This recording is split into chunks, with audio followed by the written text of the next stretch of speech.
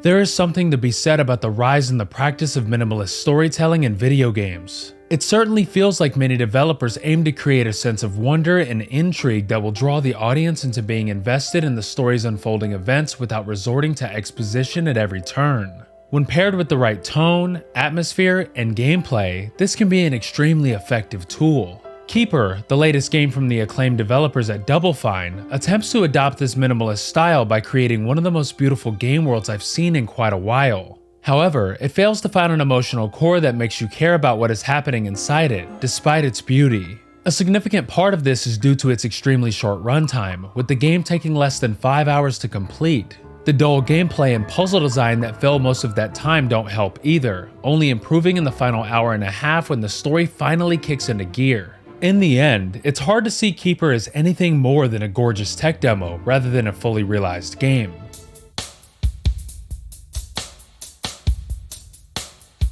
When I first started my adventure through the world of Keeper, I was immediately invested. Honestly, it's hard not to be with how absolutely gorgeous every location is. The creative director of Keeper, Lee Petty, primarily has worked as an art director on Double Fine's titles, and it shows. This might be one of the best, if not the best, looking games I've played all year. Every location and character oozes with creativity and charm that brings them all to life. You can tell that a ton of work and care went into creating this world, which makes it all the more baffling that, after only a couple of hours, I found myself growing increasingly bored and uninterested. I don't know if I've ever wanted to love a game so much only to be let down so hard by it. You play the game as an unnamed lighthouse that one day awakens, grows legs, and befriends a passing bird named Twig. After becoming accustomed to its new mobility, the lighthouse begins to walk around and discovers that it can rejuvenate dead plants with its light and dissolve some corrupted material that is overtaking sections of the world. In addition, you can send Twig to turn cranks and pick up objects in the environment. While this gameplay loop sounds great, I found Keeper's pacing agonizingly slow.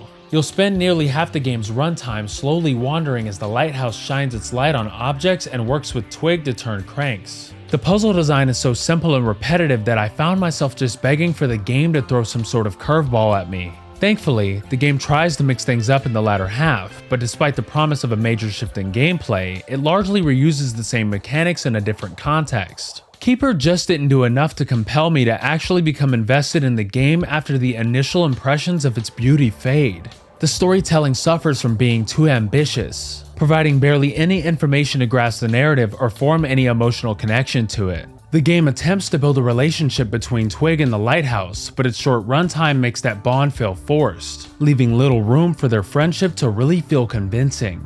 These faults trickle down into the lore and world building Keeper can provide. All the lore and background information I gained, outside of a few murals I stumbled upon, came from the game's achievements. If you thoroughly explore each area, you will eventually discover hidden alcoves where shining your light on a flower reconstructs a broken statue. Finding these unlocks achievements that provide only a sentence or two of lore about the world. I can understand the minimalist approach Double Fine attempted, but I found it an odd design choice that makes it that much harder to become invested in the game's story.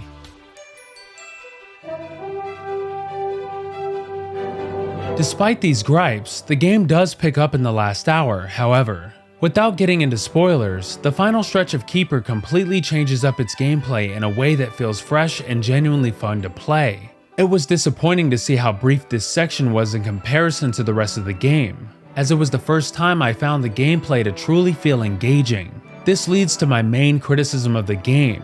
It feels too much like an experimental release, something I fear players might simply call a tech demo. It's difficult to explain without getting into spoiler territory, but this critique mostly revolves around the gameplay additions near the end. The aforementioned shakeup to gameplay was surprising and exciting, as I did not see it coming.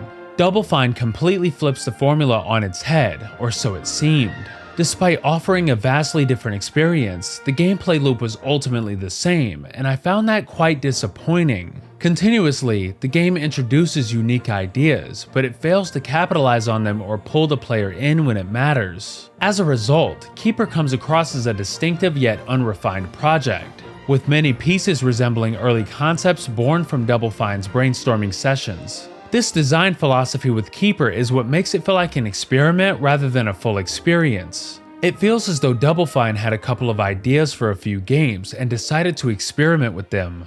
And Keeper is what came out of it. If the lighthouse segment of the game were more fleshed out and the team added more puzzles and lore for the world, it could have been its own unique and fun experience.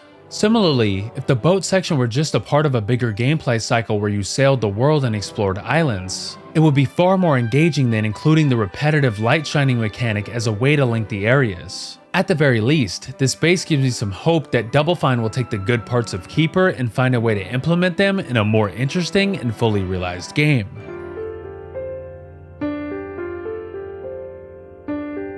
It pains me so much that I didn't enjoy Keeper as much as I wanted to. I love Double Fine as a studio, as I think the team is one of the most creative and interesting developers working today. You can tell a tremendous amount of care went into the visuals and that the development team loved creating this world. But there's just not much beneath all that beauty. With the runtime of under 5 hours, it may also be challenging for some to justify the $30 price tag. Even with all that said, I really want Double Fine to return to this world and give it the game it deserves. There's so much potential here, and if the team builds on it by telling a new story within this world and its inhabitants, it could become something truly special.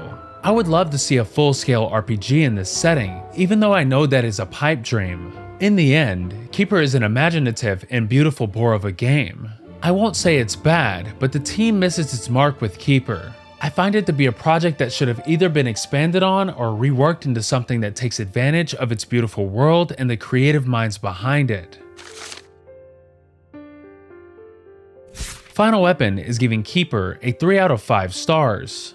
Xbox and Double Fine provided a PC copy of Keeper for review purposes.